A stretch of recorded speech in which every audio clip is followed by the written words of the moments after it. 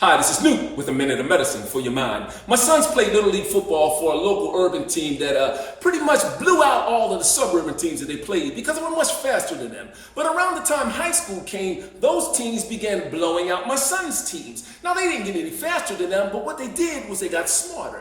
They began to understand the game and strategies of the game, and they built their skills and their strengths so that they can counteract the weaknesses that they might have so that they can win more. They exercised the uncomfortable so that they could be winners. You see, what I'm trying to say to you today is real simple, see. If you continue to only rely on your inherent abilities and your natural strengths, then eventually your enemies will outgrow you and outperform you, and you'll suffer more losses than you have to.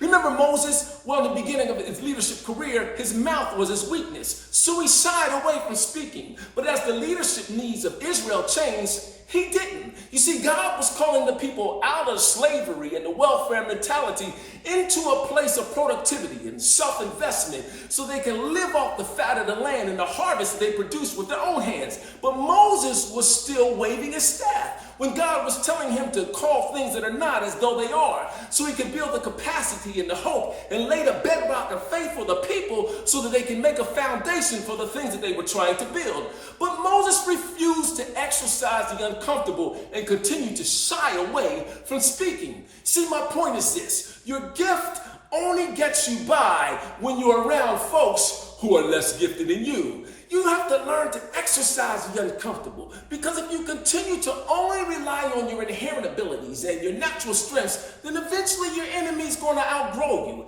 out-strategize you, outplay you, and you'll suffer more losses than you have to. This is Newt with a minute of medicine for your mind.